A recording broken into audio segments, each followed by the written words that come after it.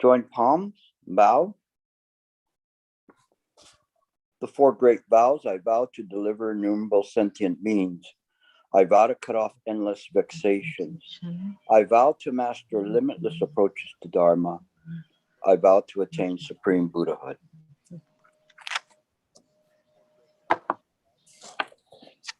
Good evening to you all. This is our regular Monday night class. And hold on. Last time I did this, I pressed leave meeting and I was out of the meeting. Okay. We're going to continue on with the Chan Masters. This to me has been very delightful to go and return back to a more intimate setting of lectures where there's more student participation in the whole process, because this type of a participation is actually very important in terms of your development of the practice. And we've been going over some material that has been things that you've heard about and read about so many times, and people have talked about it, such as the flag waving and your mind waving.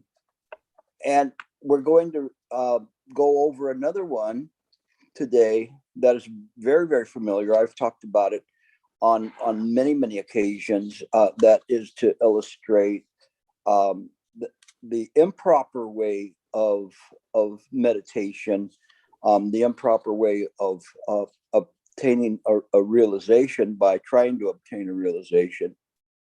And so you'll recognize this one right off. First, I'd like to kind of apologize in advance. For some reason today, I've had a lot of difficulty with my vision, so it's going to be hard for me to read some of this, but I'll do my best. That's why the other thing, I was trying to adjust the light. My vision's coming in and out today. I'm not really sure why. Huineng had a disciple by the name of Nang Ye, in English, Nanyue. And it's very, very interesting in terms of this. So there was this exchange between him and Nang Yen. And by the way, Nang Yen then begat, I could say, his disciple was Matsu, and who was actually a very, very famous master in his own right, especially for twisting noses. But in this one, Huineng asked Nang Yen, "Where do you come from?" Nang Yen said, "From Mount Song." Huineng said, "What is it that comes?"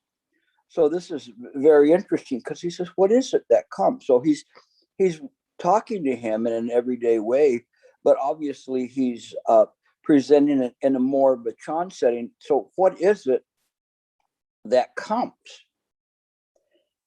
And Nang Ye couldn't answer. So what would you say if this great master, when they asked you, what is it that comes? What would you say to him? Do you even know what the question is? I know Harry looks like he wants to answer it. Well, I don't know if I look like it. I'd say, a question comes. A question comes. Okay, and then it says, and then who is it that has this question? The questioner. That's a good thing you weren't in front of Ling Chi. I know. I'm at a safe distance. Okay, so he's saying to him, and see, these are so easy to pass by because we look at them and we read them and go, "Oh, this is so cool, this exchange between." No, you've got to put yourself into the place of this, either on the side of the master or put on the side of the student. And this is the way you penetrate it. You can't just read it, because when you read it and you just go, well, what is it that that comes, and then you go, oh, well, I want to hear what he says. Why don't you try to put yourself into the student's place and say, what's he driving at? And he's actually teaching him in that moment through the language of Chan, which is nonverbal. He's calling to him to contemplate this precisely. What is it that comes? So he's saying to him that, where do you come from? And he says, from the Mount Song. So then what is it that arrive here? Like a red meatball, the body comes? The body comes? Yeah, like the red meatball. The red meatball. The red meatball comes. Do you think that would satisfy Hui Ning? But I mean, see, Sue is shaking her head. Okay, Sue. It was either you or Adi Pan right above you. Nothing, you're right. Nothing? Nothing, you're right. No coming, no going. No That's coming, what the nothing Chan, arrived? yeah, no coming, no going. That's what Chan Master trying to get to, right? You tell me, you're the Chan Master for the moment. No coming and no going. Which means what? Anybody want to add on that?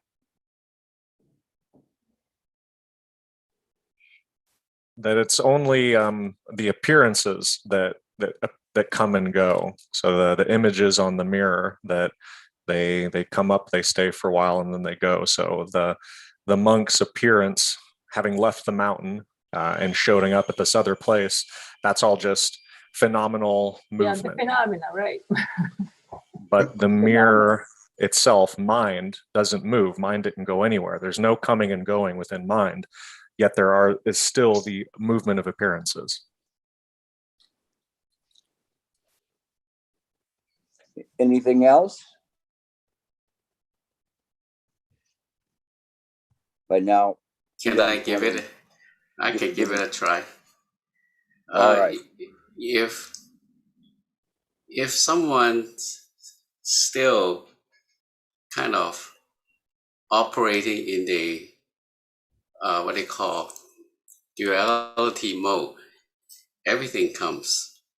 It only don't comes. It only the coming is irrelevant when that someone is not eventually not in the duality mode. So the mind doesn't see things come and go, but the other side of the mind, which is the sleepy part of the mind, see everything comes and go. So depending on which one you are, have you awakened or not? That how do you reconcile it with Rick's statement that he's memorized? And what is your statement, Rick?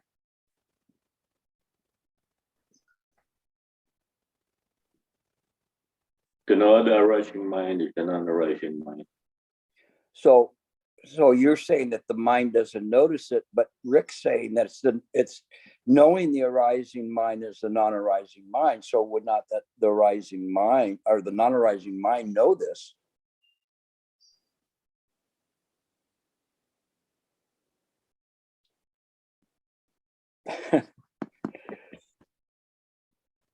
You see, so what we're doing here is we're clarifying, we're testing, we're trying to look at this and see and for you to listen to the words that are coming out of your mouth and the concepts and the lack of concepts and to work on this. You know, it's not some kind of just a stupid little game trap. It's something that's each time we do this, we hone in closer and closer and closer, where we trap the cogitating mind from being able to come up with some explanation. And when it speaks, that's what the ancient master said. It's already too late. And it's the last resort. But we nevertheless have to do that. I don't want you all be sitting there just like some kinds of puppets without doing anything. You have to dare to eat that peach. You have to try to answer the question. And in this way, it's what you learn in martial arts. You invest in losing. If you go out and every time you're with the people at your school and you beat them, you learn nothing. Because when you go to another school, they have a different technique and they will beat you. So you have to invest in okay, well, what was it that I did that wasn't quite correct? How is this? And so you put this practice there so that you have your mind very clear, very stable, very aware of what you're saying. So you don't get trapped or paint the self into a corner. What we want to do is just give it this broad pasture, let the self run around wherever it wants to go, but know that it's arising. We know when it's arising. We know that he was on Mount Song and he came somewhere. So what was it that came there? Is it anything? No, it's not a thing, but nevertheless, there's an awareness that the student brought. There's the awareness of the master. They're not different. It's the same awareness. And so we cannot resolve this question just by simple explanations of words. So he's speaking a different language here. And that's why already we haven't even gotten into the simple one. And there are things that are being taught. Yes. Somebody said something? Okay.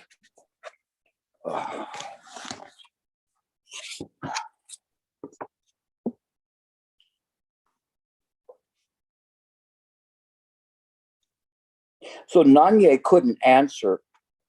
After 8 years, Nanya suddenly attained enlightenment, and he informed the sixth patriarch, I have an understanding.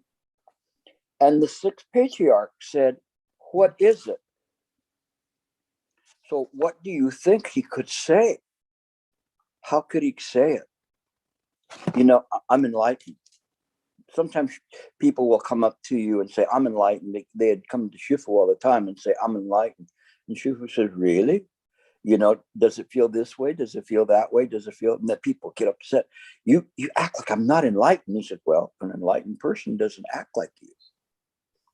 And so what does he say? He says, I have an understanding. So this is a very momentous moment where he's presenting something. But here's the point here. When Nanya says, I have an understanding, in order for him to say that, he's sure about it. He's clear about it. He's not guessing at it. It wasn't that he saw some kind of light or marsh gas or whatever. He is clear about an understanding.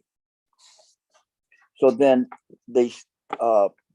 so Nanya said after Hui Ning asked him, what is it? He says, then can it be made evident? Oh, excuse me, I'm sorry. He said, what is it? And Nanya said, to say it's a thing misses the mark. Because he said, what is it? And he said, to say it's a thing misses the mark. So what is Nanya pointing to here? Bill, I see you were anxious to answer this. I would say he's pointing to mind, which is not a thing. Okay. Anyone else? Because I'll see you with your hands up. So I'll call on you. Anybody else? He's pointing to something that's non-conceptual. That's what I was going to say. So when it's non-conceptual, it means that we can to say that it's a thing misses the mark, meaning that it's not conceptual. So how can I say, oh, this is what it is? It's just mine, or it's my cushion, or whatever. That would be nonsense. And then the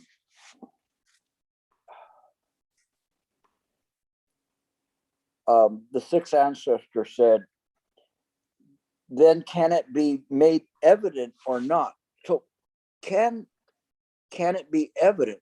What do you think this means? This is very interesting. It's not so easy to answer this. Can it be made evident? And Nanya says, I don't say that it can't be made evident, but it can't be defiled. Very interesting answer here. This is somebody that has an understanding without an understanding. He's saying, I'm not saying that it can't be made evident, but it can't be undefiled. So what is he speaking of? Causes and conditions never fail. Praticca Samuppada. And that is, what is it known by a different name? Well, Praticca Samuppada, mind. There you go. Mind. He's referring to mind. He's saying, it can be made evident because you're swimming in it all day long. You're always with it. But it can't be defiled because causes condition never fail. It's impeccable. This is something very important. And it goes to the Heart Sutra where they're talking about emptiness. And it says it's precisely emptiness. It's impeccable, cannot be defiled. We're not talking about sacred or profane. We're just talking about how mind works, which is what you're studying, is how the mind works. And this is something I hope we can get to it today in terms of it, the manner in which he's presenting it, that he's showing that this is what we're practicing is mind work. Okay.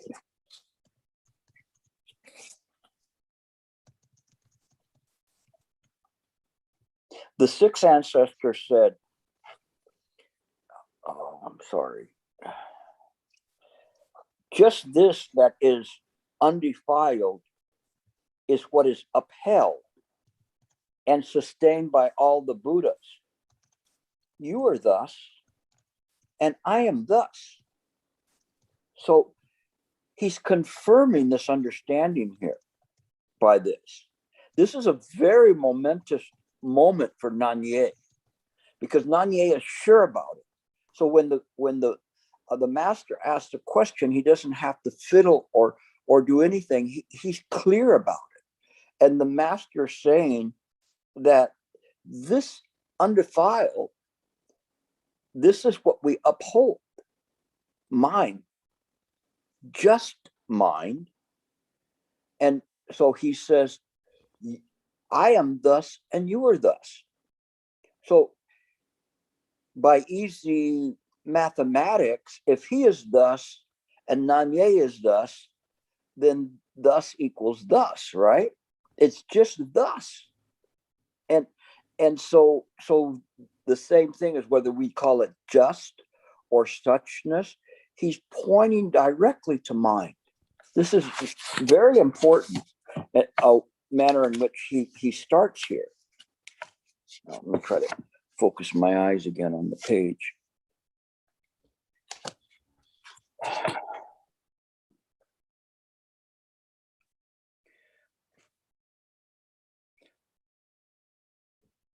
Prajnadhara has foretold that from beneath your feet, now Huineng's telling him, Prajnadhara has foretold from beneath your feet will come a horse that will trample to death everyone in the world. Bear this in mind, but don't soon repeat it. So he's saying Prajnadhara has foretold. Now, can anybody tell me who Prajnadhara is?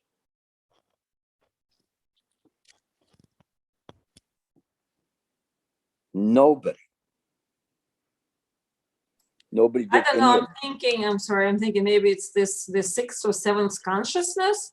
I don't know. That's what's gonna, knock you off your feet and make everybody, dead, dead, because it's gonna show that nothing exists.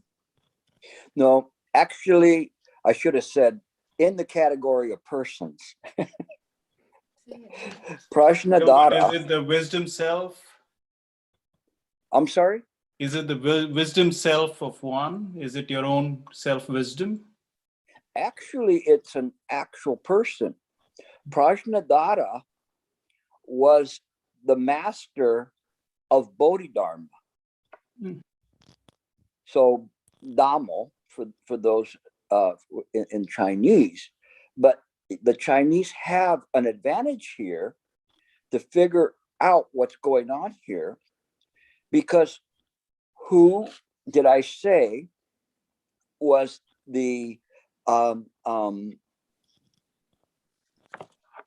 going to be the main disciple of Nang Ye? Do you remember who I said? Matsu. Matsu. Matsu. Okay. And in Chinese, what is the word for horse? Ma. So Matsu is the horse that's going to come and trample everyone to death. Matsu.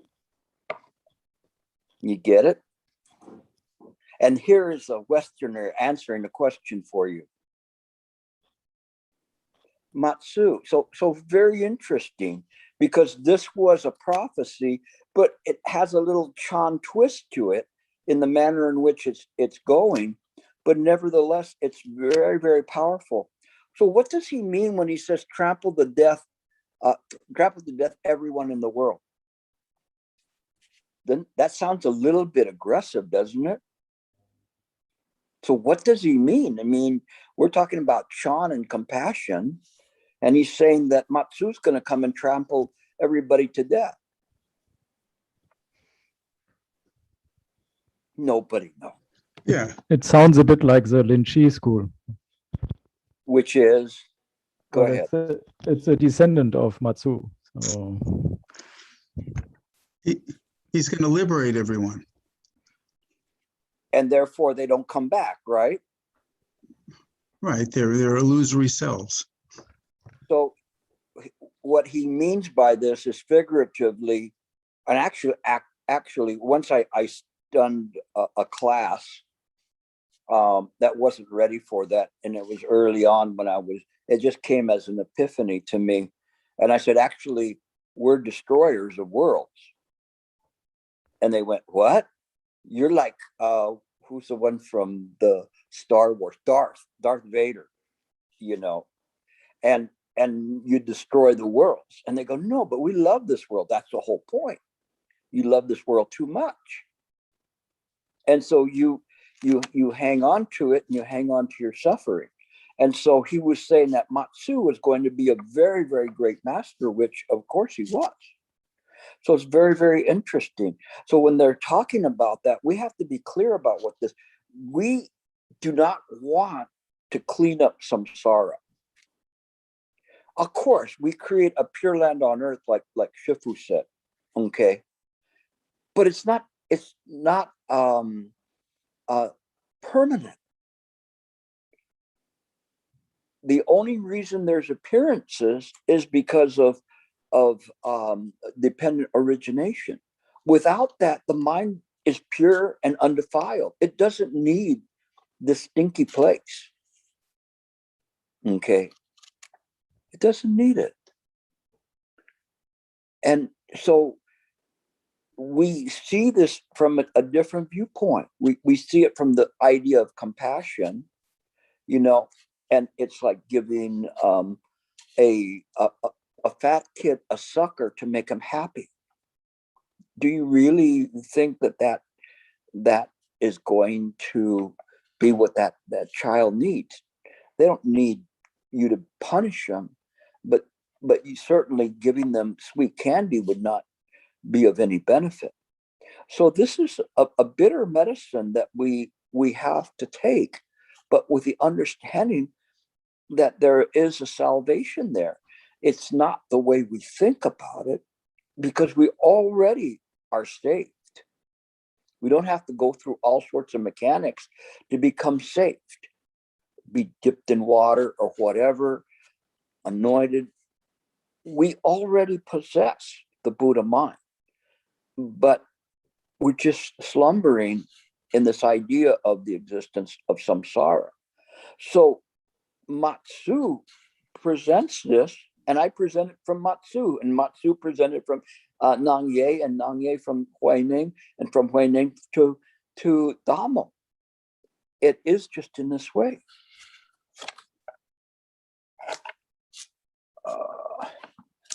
Try to pick the one eye that can see better. Nang Ye then served the sixth ancestor for 15 years. During the Kaiyan era of the Tang Dynasty, there was a novice monk called Matsu who constantly practiced Chan meditation upon Mount Heng.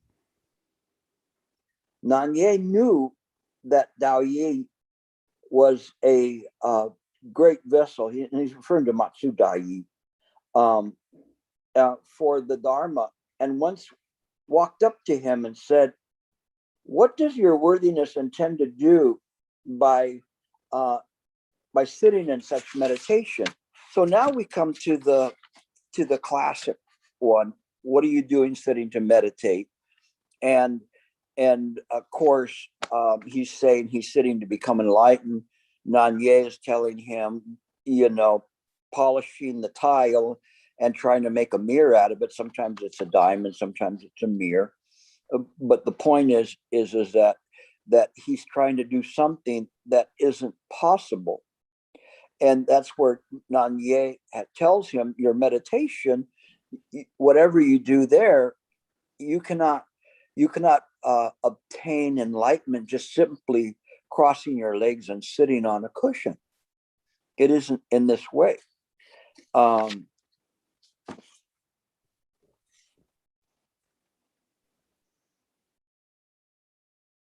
So Dao Yi says, what is the correct way? Nanye said, it can be compared to an ox pulling a cart. Very interesting. And remember, these are from way back. So, they're from 800 years ago. And they don't really have the same relevancy as they have today. But he's saying an ox pulling a cart. So you have to imagine, how many of you seen an ox pulling a cart?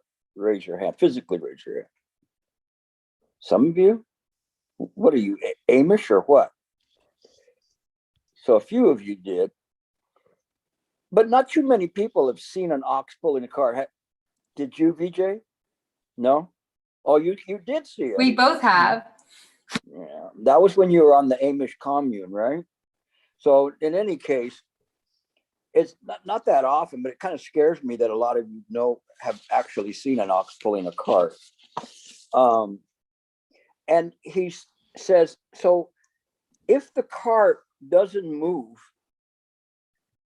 now pay attention now, because there's going to be a question here. If the cart doesn't move, do you strike the cart or strike the ox? And Matsu didn't answer. So which one do you strike, the cart or the ox? Let me put it in modern day terms, okay? If you have a computer and you have a software problem, do you strike the side of the computer or do you try to find out the software problem? Which one, right? Of course, what we have is a software problem. It does no good for us to strike ourselves. that isn't going to help anything. So if we sit there and command this body to become enlightened by virtue of putting in seat time, it's not going to work. It won't work that way. Shakyamuni, from the very beginning, discovered that this self-flagellation or self-punishment or deprivation is not the way. It's the middle way that works. So of course, if we want the cart to move, we have to motivate the ox, not the cart. The cart will not do it. Or striking the side of the computer, although sometimes it is good if you don't get the blue screen right after you hit it.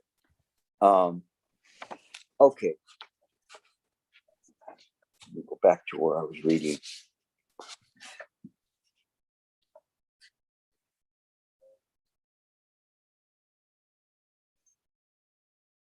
And so Nanye said, are you sitting in order to practice Zen, or are you sitting to be a Buddha?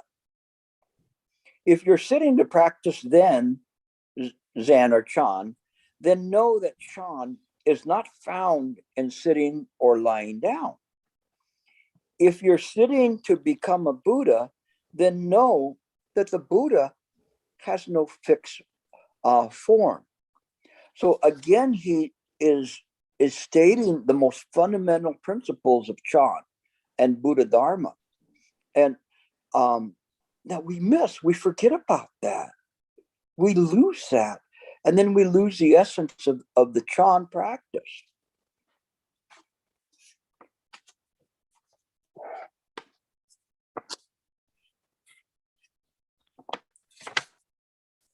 With respect to the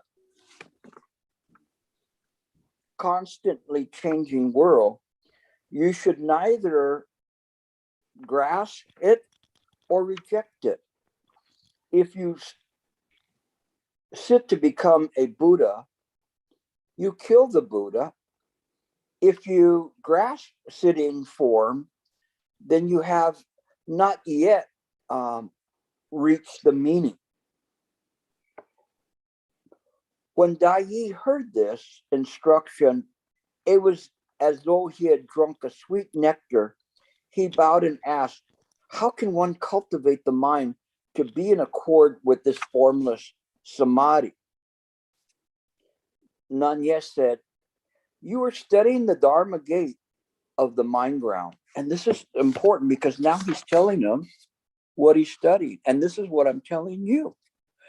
All of you, you are studying the Dharma gate of the mind ground. This is what we do. This is right view. And so here, Nanye is presenting to Matsu the very essence of the practice and saying it is like this. You cultivate the practice of awareness. You contemplate mind. It has no form. So forget about trying to find a form. Forget about trying to illuminate yourself to become enlightened. Just practice in accord with this special Dharma. And what do we call this special Dharma, by the way? Nobody knows. Is it mind work? Mind work, but what is direct contemplation?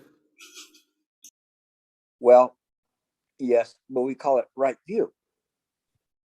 This is the right view. This is what he was saying. This Dharma gate of the mind ground is right view, how mind works. But yeah, I'll accept those answers for 50% each. So you guys got 1 point collectively. Okay.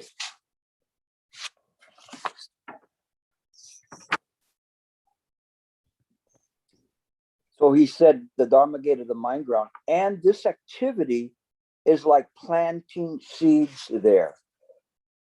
This is very important. It is not an understanding of this. Remember, Chan is practice. It's an activity.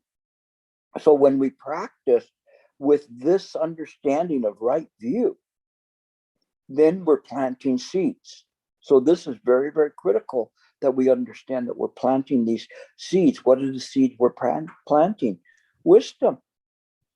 We're seeing things just as they are. And we keep planting until there's no planting of seeds.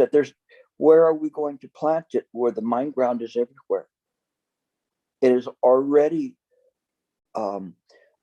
developed. There is no seeds of it. Only the seeds that we plant at that point are the seeds of the understanding of the liberation of all sentient beings who are caught in this dream. And those sentient beings are really the Buddha mind.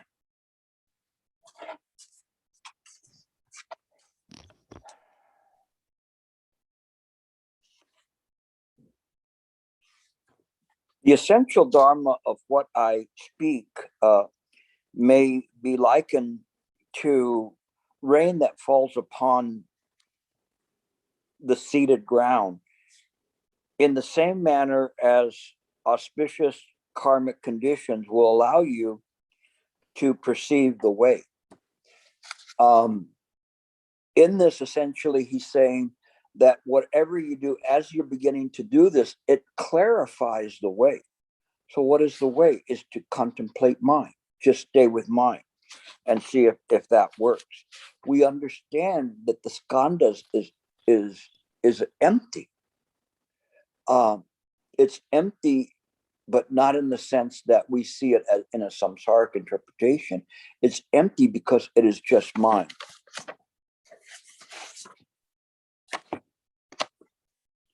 Nanye said, the Dharma eye of mind ground can perceive the true way. So this Dharma eye of the mind ground, so looking into mind, it can perceive the true way. That's why Nanya was saying it is non-defiled. It is just this way. It's precisely this way. And so when we begin to practice in this, then the true way will become apparent simply by using this Dharma eye. What is this Dharma eye? We're using the eye of the Buddha's own perception to see things, not from the point of view of this illusory consciousness, which is defiled and constantly changing and making mental formations. The mind does not make mental formations. The mind, it can experience happiness, it can experience sorrow in accordance with the causes and conditions that arise, but it is not confused about this. It is clear that all of these are appearances, but it doesn't negate it, because if we negated it, then we would lose the essence of the practice and venture forth into some kind of a nihilistic interpretation, which cannot be, because the nihilistic one, by virtue of its own interpretation, it cannot support itself, because it says everything is nothing, nothing is there. Well, then why is things appearing? This is important. So in the Judeo-Christian belief, they say everything's appearing because God put it there by virtue of a divine plan. The Buddha came along, I shouldn't say came along, came first and said, well, everything appears in accordance with causes and conditions, the 12 Nikayas, this law of dependent origination, and precisely in this way. So it sees things in this way, and when one's mind is attuned to practicing with this true and proper understanding, then you're using the Dharma eye of the mind ground.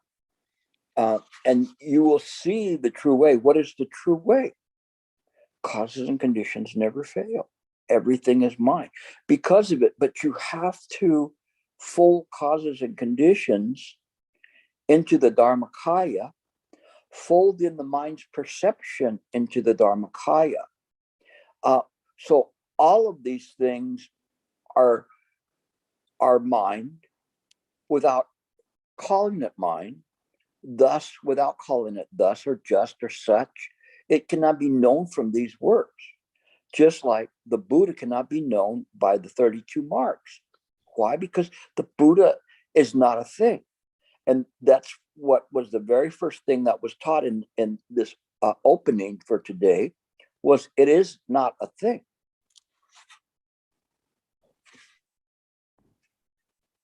And it says the formless samadhi is likewise perceived. So this formless samadhi is very interesting, because when we are engaged with this formless samadhi, it is not the samadhi of a Western interpretation of emptiness, where there's nothing there, like there's nothing going on.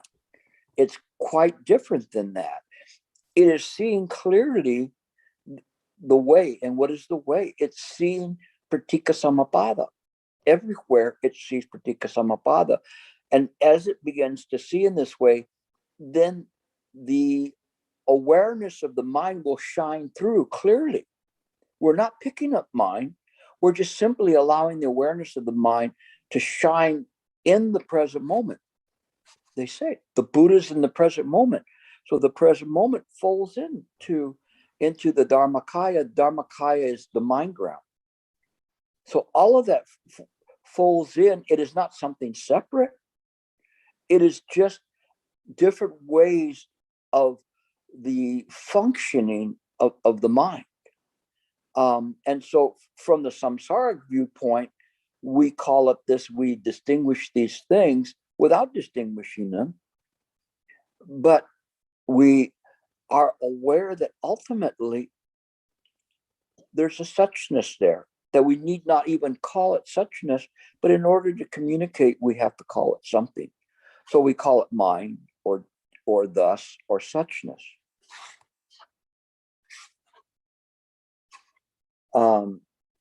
Nanye said, if the way is seen in an aggregation and disintegration of good and bad, then that's not the way. So he said, listen to this verse. So this is the verse.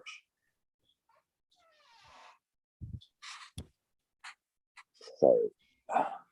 The mind ground fully sown like seeded, we could say. When moisture comes, all seeds sprout. So what is the moisture that's there? Would anybody think of what he's saying? When moisture comes, all seeds sprout. This is very easy to figure out. When moisture comes, what makes the seed sprout is the moisture, water, right? Yes, Mongchen. There is a cause and conditions. So Causes and conditions? Yes. Practice. Well, within causes and conditions, but what specific cause and condition brings about this moisture? Rain. Practice. Practice. So the Sharing rain is Dharma. the practice. Yes? So rain is the practice. So when we practice, when we put our mind in accord with mind, then the seeds are going to sprout. And when we do this, it matters not whether it is in our understanding or the understanding of others. There's no difference. It is just, this is the way. Formless flower, the formless flower of samadhi, can it be good or bad? So very interesting. So they're saying this formless flower samadhi, it sounds good, but what are they talking about? You can't go to the next line until you figure out what they're saying. Don't be lazy. The formless flower of samadhi. You know, there's always these things in the sutras where they talk about that there's these lands where there are these lotus flowers. and within them are the Buddhas to be.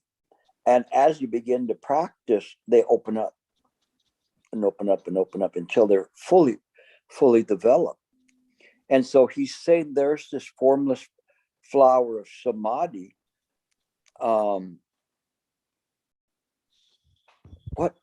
What is that then? Okay, we're practicing. So what is this formless flower of samadhi? Come on, use your mind. Practice. Contemplate. Realization. It is the mind itself. It is how the mind works. Is it starts like this, and as it gets nutrients, which is the practice, it opens up. And this is formless because we equate it to a flower, but in fact, it doesn't have any vestments to it. It doesn't have any clothes, any appearances. It is just the samadhi of being stable in the present moment, completely aware of everything that is appearing. This is samadhi. Don't look for it on your cushion. You can get there on your cushion, but what happens is that you get that there on your cushion, and then you write me, Gilbert, I did this and this and this and this, and then it went away. Of course, because your mind moved, it's going to go away. Because you say, what shall I tell Gilbert about this? But it's not that way. If you just hold on to it, you maintain that samadhi. You hold the samadhi. What is a samadhi? It's this impeccability of mind in the present moment, clearly aware of everything that's manifesting. And the more you sit, and the more, I shouldn't say sit, the more you stay in the present moment. And I should qualify that as well by saying the more that the mind is in the present moment, not you. And that's the difficulty. The you is not in the equation. You are not the formless flower of samadhi. Oh, not even a little bit. No, not your body anyway. You know, you are more like the stinky cheese of samsara, more than the fragrant flower of samadhi. So, but mind is there.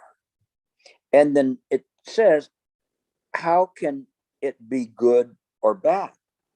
So how can it be good and bad? Because it's now being seen from the perception of mind, and the poem is written from perception of mind. And if you remember when Hui Ning was running away from all the people that were chasing him to get the robe and the bowl, the one came forward and said, I don't come for the robe and the bowl, I come for your instruction. And then Hui Ning came out of the forest, and he said, without thinking of good or bad, what mind is this? And in that moment, that person got a deep realization. What mind is this? And this is what he's referring to here, that how can there be good or bad? The mind is undefiled. If we say something is good, then we have to say something is bad. But if we just simply say, this is the way it's made. If we're going to make a model of something and we have all the pieces and we put together all the pieces, in the end, it doesn't matter whatever it is. It was the process of putting it all together. We cannot say this is a good model or a bad model. It was just that way. The only difference is that when we practice Chan, we have a function. We have a path. The path is not one kind of like the Wizard of Oz in a yellow brick road that leads you around in circles and spirals and goes up through the forest and wherever. The path is right before you in this moment. And I even saying before you messes everything up because there's no you there. The path is just this flower of samadhi, formless flower of samadhi to boot. that you maintain the continuous application of mind in the present moment. Just keep doing that and doing that until it's there. Once one does that, then we become a non-returner. Maybe we become a one returner, come back for one lifetime, and then we're out of here. Or we keep coming back no matter what by virtue of our vows. But we know whoever we're delivering, they're illusory, but they're still suffering there. Even if it's illusory suffering, it's conjured up. And even if a Buddha is engaged in a nightmare, there's an interest in awakening that Buddha to get out of the nightmare. And you say, why should I be bothered with it? I'm not having the nightmare. Well, you would not be saying that if you were a Buddha, because the Buddha would be interested in that, because by virtue of its, I shouldn't say its or anything, by virtue of the Buddha mind, there is an interest in mind to do that, a function, we can say. Okay.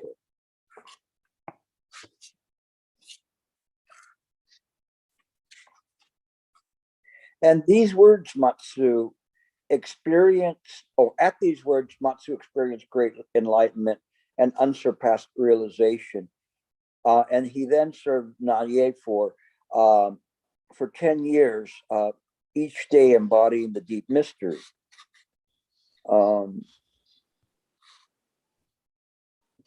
If I can read this next part. Got a little bit of time. This is kind of interesting. It's just the sixth. So he had. So it's that six disciples entered Huang Rong's room to receive Dharma transmission. He commended each of them, saying, saying, the six of you together will represent my body, each in accord with one part of it. One of you, the monk Chang Hao, inherits my eyebrows with their dignified appearance. One of you, Zidane, I believe, inherits my eyes with their stern glare, like the eyes of an eagle. One of you, Danran, inherits my ears and the ability to hear the true principle. One of you, Shenzhao, inherits my nose and its ability to perceive qi. One of you, Zhang Shan, inherits my tongue and its ability to articulate speaking. That would probably be Robert, unless he just inherits a bunch of feathers and becomes a parrot. Okay. One of you, Dao Yi, inherits my mind and its knowledge of the past and the present. So he's talking about Matsu and saying he will inherit this mind. And then he says, Nanye also said, all dharmas are born of mind. Mind is unborn. Dharmas are non-abiding. When you reach the mind ground, one's actions are unobstructed. Be careful when using this teaching with those who are not of superior understanding.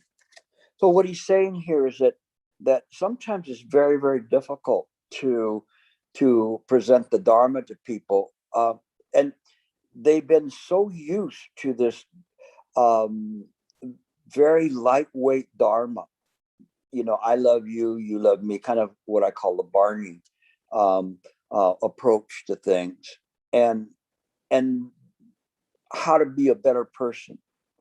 And they're not presented with this deeper, profound understanding of right view.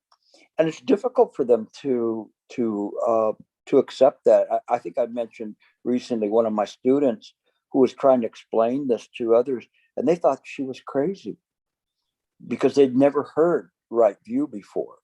And she was puzzled. She goes, how do they not know this?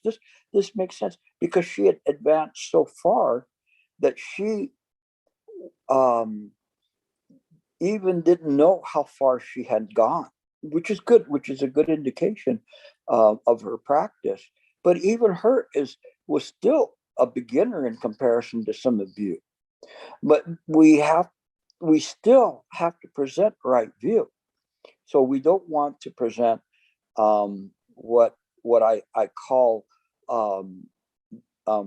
with this type of thing, this is a Buddha, but on a very light level, which I call Bud Light. We don't present that. We want it to be something very profound, and we want people to elevate their practice to this understanding. We should not go down to a lower understanding and say, we will teach the lowest common denominator. I believe that everyone has the ability to understand Buddha Dharma if given the opportunity. But we have to, as I always mention, to dare to eat a peach. We have to dare to present this to the novices and take care of them and give them this elixir, even if it's bitter, but it is something that is necessary for them to have. And so I welcome all of you to study very hard, to keep going with this so that we preserve this type of a practice and we really preserve the proper orientation. There's nothing that I say that you cannot find that the ancients didn't talk about. I don't make this up.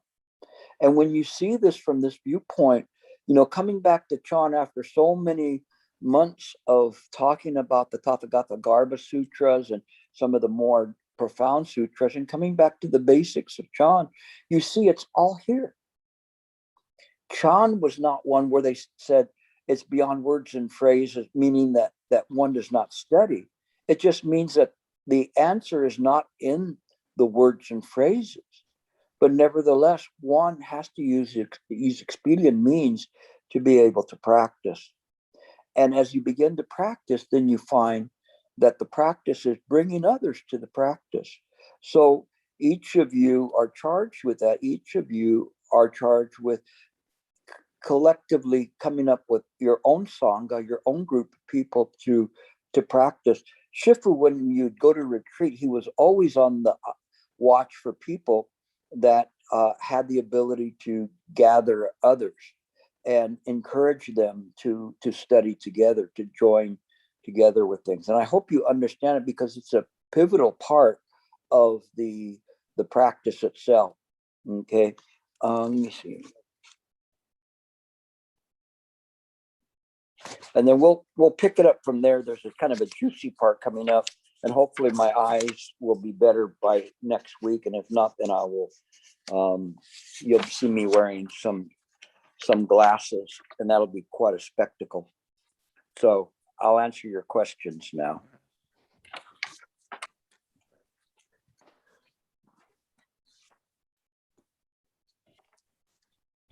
No questions. I got a question. I can't see that. Oh, Go ahead. Gilbert, in the Buddha's very first sermon, the turning of the Dharma wheel, when he proclaims the middle way, would you say that middle way, I mean, in its deepest understanding, is the formless mind ground? Yes, I think so. I think he started very high, and then when he looked out on the audience was like, and so then he decided to talk about the Four Noble Truths. Seriously, that's pretty much the way it came down. But yeah, it's all there. It's all from the beginning. You know, sometimes the Theravada say, "Oh, don't pay attention to those Mahayanas. You know, we are the elders. We studied it. We know what the Buddha taught." Well, that's what the Buddha taught. You're exactly right. If you look at that, you begin to apply that, and you see precisely that this is what his intention was. And talking about the 12 Nikayas, the dependent origination, all of that was there from the very, very beginning. The Mahayanas just simply mined that. They went into it deeper and deeper. Nothing wrong with that. It's like if somebody was, let's say, at the in 1918, a figure skater, and they were skating around and making a circle with one leg out and their arms out like that. If they looked at the figure skaters now, what would they say? Oh, no, that's not skating. That's like foolishness. I mean, those people doing a triple axel or quadruple axel or whatever, that's not real skating. I don't know what it is, but it's not really the thing. Well, that's foolishness. That's foolishness. We study and go deeper and deeper, and there's a great profoundness here. We borrow from the elders and use their wisdom, but don't parrot their wisdom. We have to study and we have to enter into Chan ourselves. We come to the true and proper understanding, but it's all there. All we've got to do is just have the faith and trust that it's there. So yeah, you're right. It's all there. It's all there from the very, very beginning. But it's not something that's saying, you know, from this point on, the Mahayanas are making this stuff up. There's an issue as to whether or not something is real in terms of sutras, which is called Buddha Vicana. And I've talked about this word before. And Buddha Vicana is whether or not there is a historicity of that one can trace back and say, oh, these were the Buddha's words. But therein lies the rub, because the Buddha's words were not printed. There was not a stenographer there taking it down at the time when the Buddha was there. The only stenographer they had at that point was Ananda. And they had some people that could memorize things. And so over a few generations, the Buddha's words were finally put down. But to say, oh, this is exactly what the Buddha taught is preposterous. We really cannot say that. The Theravadins cannot say that. The only thing is that, is it consistent with Buddha Dharma all the way through? Is there something there that we can look at and say, this is something that we can point to in the Nikayas, such as the luminosity of the mind, luminous mind, and look at that and say, oh, there it is right there. They're talking about this luminous mind right from the very, very beginning. And so you look at things and you see the connections there. And I don't distinguish between the older writings and the newer writings, and you know, we're talking about 2,000 years, you know, in terms of what was there, or 2,500 years actually. And I look at, is it consistent with an understanding, and is it consistent with realizations of your own realizations in terms of there. And when you have those realizations, they begin to frame what's there and amplify what was the essence of the teachings from before. Because these writers that were writing this, they're writing not from some kind of a rescript of what was written before, but they were practitioners and they experienced it, and they then became the masters through their own realizations. And so they're writing from this understanding. One, I forgot which master it was. I believe it was Lin Chi, where he was talking about if you go to a 7-day retreat, and if you practice continuously for 7 days, that you will realize mine. And he said, may my tongue be cut out in a Viki hell if I'm wrong about this, which is something very powerful and very serious for somebody to say. You have to be really, really sure about that to make a statement like that. And he was clearly making it from his own realizations and saying, if one practices for 7 days uninterrupted, that they can do that. This is very powerful. But on the other hand, I mentioned before, I was once learning from this one Qigong master whose test was to sit for 7 days without getting up. And he did it. That means no bathroom breaks, no water breaks, no food breaks, no nothing. Just sit for 7 days. You would think he'd be enlightened if the whole test was crossing your legs and sitting on a cushion. That's not what the master was saying. He said, if you practice uninterrupted for 7 days, continuous practice, not practicing your legs, that doesn't get you. So we end where we began. Crossing your legs doesn't do it if you do not have the proper understanding. But if you do, progress can be made very, very quickly. Okay, so thanks for that. Questions? We have time, so. Gilbert, I have a question. Yeah. At the end, I don't know how you brought it up, but it was like the master telling the student, you got my marrow, you got my skin, and Dogen said the same. So what do these statements mean? Because all the students, the realized students, in a way, have realized the same Buddha mind. So why is this distinction? No, it isn't the same, Michael, because some of them have a deeper understanding, a more profound understanding than others. And as I view my students, I know where they're at. I know, the seriousness, the sincerity of their practice and their maturation. And the sutras talk about this quite a bit, about maturation of the practice. And some of them are more advanced. Some can leapfrog ahead of others just simply with their sincerity and their unwavering question after question after question. Robert's one of those types of people that did that. If one day I'll have to clip his feathers or whatever so he doesn't parrot me all the time, but that's okay. I mean, it's still not bad.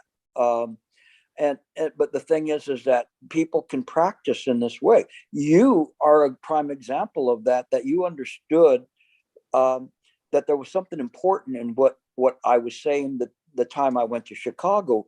And how many times have you read or heard that lecture? I don't know, 20, 30, 40 times, no idea.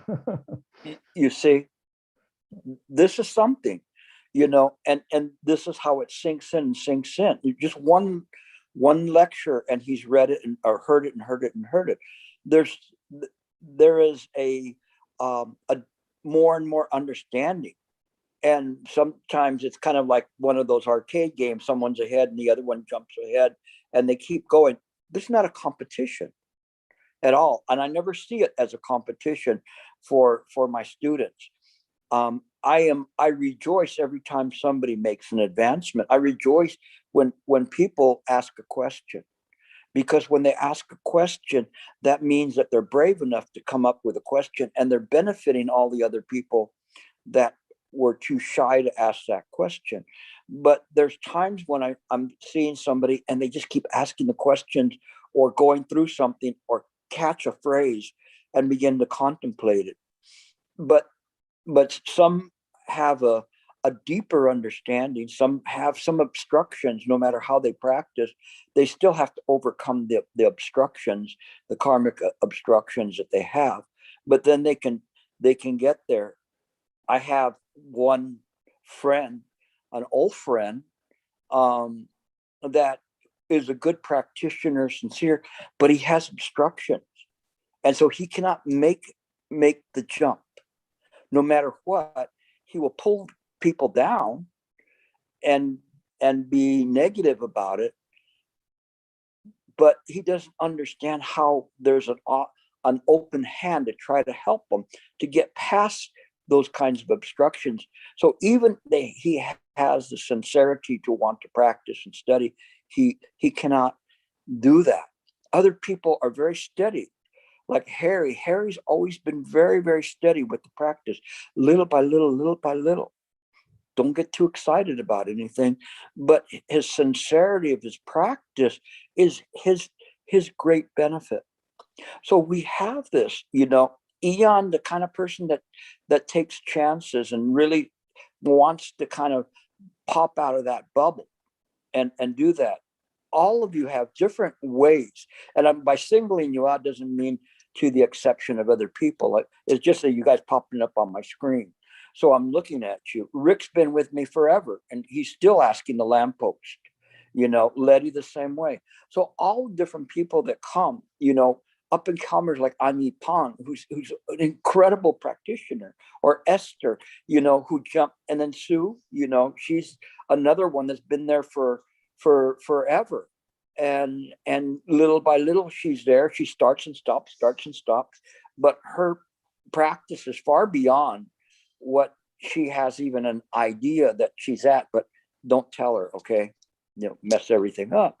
So all of this, Bill's been with me forever, and again, he was a start and stopper, and then, he's got it going and mellowed out. All the people are like this. They're all have a different capacity and different karmic forces. My job is to try to smooth that all out and make it easier for them and give them whatever. So if I'm giving one person a dose of medicine, it may be a different dose for somebody else.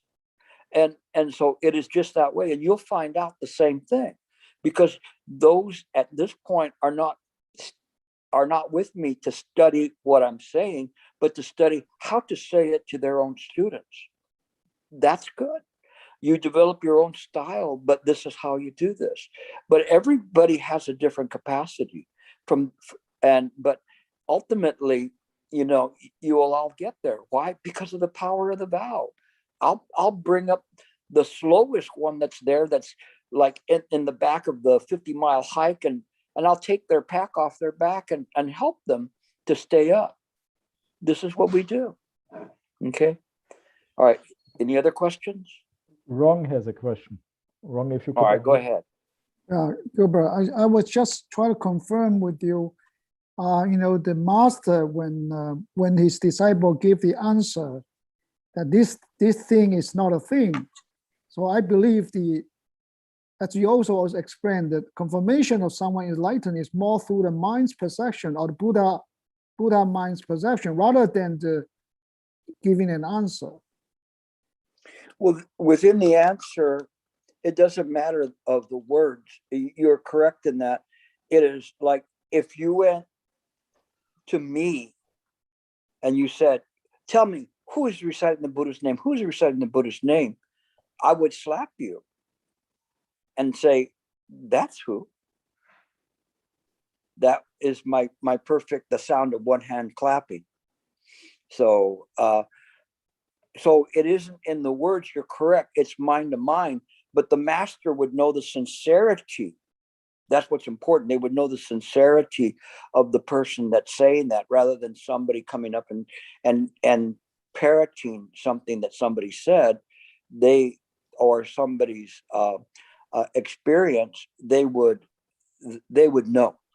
They would know the level. They know when a person's stuck in unified mind. They know when they've gotten out of that. They know when to push them and do it in this way. So it's very important. A long time ago, somebody had asked me to say what was my experience, and after I guess whatever. And my,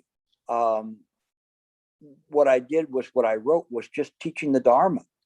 So I was just presenting the Dharma. And then they told me, you didn't talk about anything about what your experience was. Did you have any experience? They didn't understand that was my experience, to teach the Dharma. So what greater experience could you have but to use that precious time that I had, those precious words, to present the Dharma? But they did not understand that. So whenever we present things, it's the function of the mind that's important. But for us to copy, the other thing was, I didn't want to put in there something that somebody might copy and say, oh, this is what enlightenment is, or a realization is. And so then they copy and they're looking for it while they're sitting on the cushion. That's useless. And I told Shifu that, and he understood what I was saying when I said that's why I didn't write anything, was because of that. And so when you see this, there is an interesting relationship between the master and all of his students, but he tends to keep the really sincere students under his wing to do that. Doesn't mean he's not prone to giving them a whack or two, but only for the purpose of moving them a little forward in terms of things. And every once in a while he'll throw out a nugget and tell them that they're on the right path, and hopefully it doesn't go to their heads, and then but just something to let them know. But this is kind of the way we are. So hopefully that explains. But it isn't in the words. Even if they say the words, it's not in the words, it's in the sincerity. If somebody's copying the words, the master's going to know. Yes, thank you. Anything else?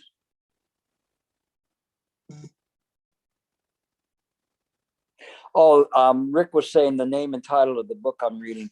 It's called Zen's Chinese Heritage, expanded edition, no less, by Andy Ferguson.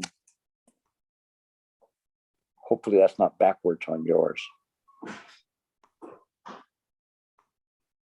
Did that come out in the right way or reversed?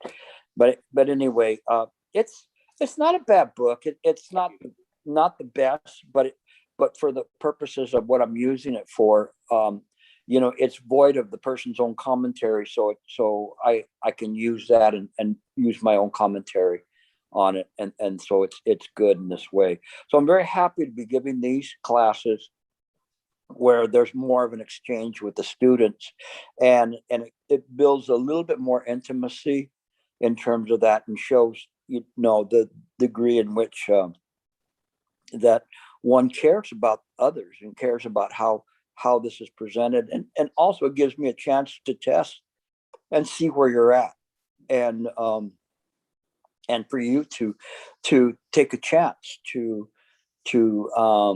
see where you're at with all of this, so you can try to continue to hone your practice. It's not a matter of trying to make yourself a perfect person. Please don't do that. You're going to fail miserably. Okay. No, I gave up on that a long time ago. No. Yes, I still eat donuts, and I still won't eat stinky tofu, shitofu. But, one day I'll stop eating the donuts and I may eat the shitofu, and then I will become fully enlightened. But I try my best, but you don't be so heavy on yourself. You just practice. One thing which Shifu said that was very important was that we practice in accordance with our ability. And that's important. So don't try to set yourself up so perfect that nothing, that you think that you can't, that breaking the 5 precepts is going to be, the most horrible thing that could ever happen. We use that as our guide. I'm not saying that you should or take them so lightly. I'm just saying, don't put yourself at at a point where it's difficult to keep that level like that, because you'll just make yourself incredibly nervous, and remorse is not bad, but some of that is what is it's too much. Next week I'll start on page 35. Someone raised a hand. Yeah, I think that they were asking the question. And again, I apologize for my reading today. It kind of interfered with me kind of doing my lecture, but that just some development that came up today where my eyesight was not very good. So I'm going to have to get that checked out. But in any case, any last questions? Root and Vijay have a question. Okay, go ahead.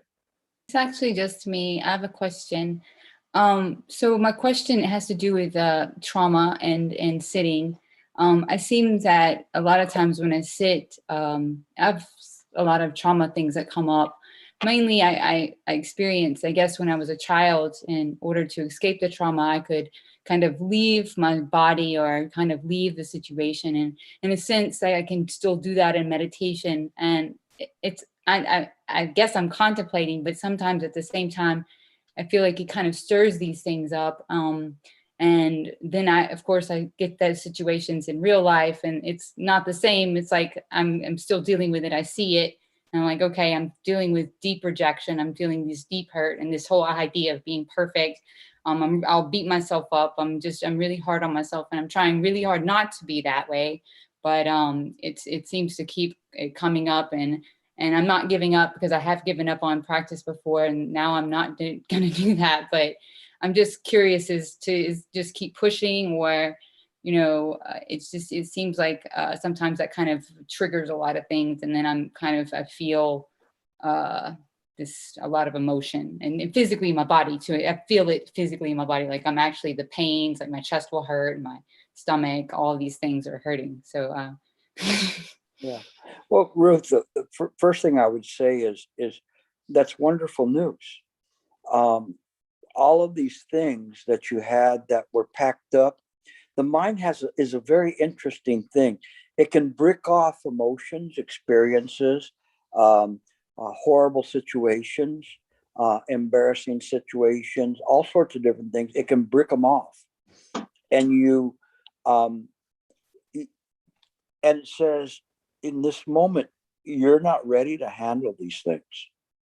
So let's just isolate you from them so you can have a normal life. But when you begin to meditate, all of a sudden that wall comes down and these things come rushing back in. But the difference is this: you're an adult. You're capable of handling these things. You don't have to revisit the emotion. You just have to see that for what it was. And oftentimes things like that happen when you're a child, you're innocent. Those things happen to you because of other people, not because of you, that you made a choice.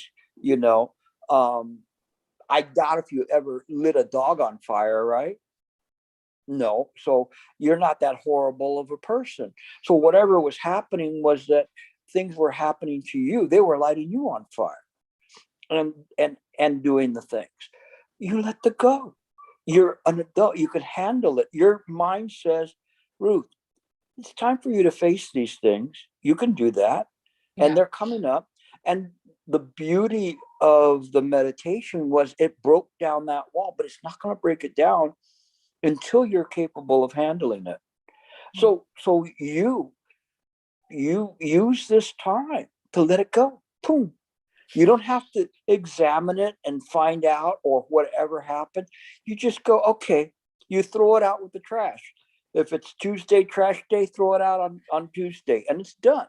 Leave it alone. You don't have to analyze it, psychoanalyze it, talk to a psychiatrist, or do whatever. If you want to do that, you can join a Zoom class with me, and you can talk as much as you want. I will charge you $350 an hour. I may or may not be listening, but you'll feel good. Okay. But you don't have to do that. You just let it go. Just let it go. Always just all the time. The reason that you can do this now is because you're mature enough to handle it. Yeah. So now you face it. It used to be this big, ugly monster, but it's not anymore. It's just this little tiny thing, and it's an illusion. So let it go. So you're not that child anymore. So let that trauma go. Let it go. It has nothing to do with right now. You bring it into the present and you blow it up, and all of a sudden it becomes a big adult monster. But it isn't. It's just something that happened to you when you were small. Many people encounter that, including myself. And I'm going like, holy crud, how did I not remember this? Right? I go, how is that possible? That I did not remember this when I was, that happened to me. And it blew me away. But it's gone. Whatever it is, it's gone. Whatever happens, whatever you need to forgive or forget, you do that. Don't carry it around with you. That was something that happened to you when you were a child. You didn't even have a choice. So leave it alone. Okay? You're healed. Thank you. Okay. Okay. Anything else? One last one? Nothing? Go. Let's see. We have Wendy. I have a quick question. Thank you. Just to confirm, I remember you taught me the resting now and thinking. And then today you were saying maintain the continuous awareness in the present moment. So that is, I just want to confirm that, right? Yeah, you maintain this awareness in the present moment, whether you're sitting on the cushion or whether you're moving around. You just maintain it in this way. It's very, very easy. The reason it's easy is because it's how mind works. It's harder for us to keep all of those plates spinning. And the Chinese, they have the acrobatic act with the sticks with the plates, and they have to go like this to keep the plates spinning. And after a while, we have 10 plates spinning. We may be even holding them with our feet. We're quite an acrobatic move on our part. We don't have to do that. We just stop them from spinning. They, on their own accord, will lose their energy and fall off. It's okay. We stay in the present moment. The mind's always in the present moment. We just don't realize that. And we use our awareness. We don't have to think about it. If we need to think, we think. Okay. So when we say Wu Nian, it does not mean that we do not have thought. It just means that we don't attach to the thought. That's a difference. So the people, when they sit to meditate and they want to stop their minds from thinking, that too is foolish. The mind will naturally have thoughts arising or ideas of thoughts. We just don't hold on to them. The only thought we have that we hold on to, which is not really a thought, is keeping the method in the present moment. And when you're walking around, it's just being in the present moment, aware of what's arising in mind. What's arising in mind is coming up in mind, but also we become aware that the environment around us is also part of mind. So there, in that way, if we practice in the right way, there's a self-absorption. So when we talk about self-absorption, it's absorbing the self. We don't absorb the environment. The environment need not be absorbed. It's just that the self now is absorbed because it is just mine. So everything is perfectly in its place in accordance with Pratika Samappada. When we practice in this way, irregardless of whether we're sitting on the cushion or walking around, we have a better chance of seeing or perceiving mind in the proper way. Okay. All right. Okay. I'm going to go and rest my eyes for a little bit, but we will come back next week. As I say, I'm going to continue on a little bit because what I'm mining right now is very, very helpful, and collecting all of this wisdom that we had and what we were doing for all these months, and it's paying off now. So we'll see you in a week, unless you see. I have a Wednesday afternoon class with the Russians and Europeans, and so you're welcome to attend that one too. Okay. All right then. Stay safe. Thank you, Thank Gilbert. you, Gilbert. Thank you, Gilbert. Hope your One eyes are last better. thing. Thank you, One Gilbert. last thing. Thank you, Gilbert. Yeah, I sent informed me today that her parents in India have COVID, so she's going to be gone for a while. And obviously, I think most of you know what the situation is in India. It's very, very bad, and this is going to be a bit of a perilous journey for her. So please send your best wishes and blessings to her and her family. And hopefully she'll be okay. I kind of mentioned that to her probably about a little more than 2 weeks ago, and I was very concerned at that point, and unfortunately my concern turned out to be correct. So I just hope that she travels well and takes care of her parents and everything over there. But please pass that on. And as you do that, what you do is then you also pass it on to everyone that you know, and then you pass it on to the people that you don't know, and it works that way very wonderfully. Okay, take care. Thank you, Gilbert. Thank you, You're welcome. Thank you, Gilbert. Thank you. Thank you. Have a Okay. good evening, everyone. Good night. Goodbye, everyone. Thank you. Thank you, Gilbert. Thank you, Michael. You. Thank you. Thank you. There's no meditation today.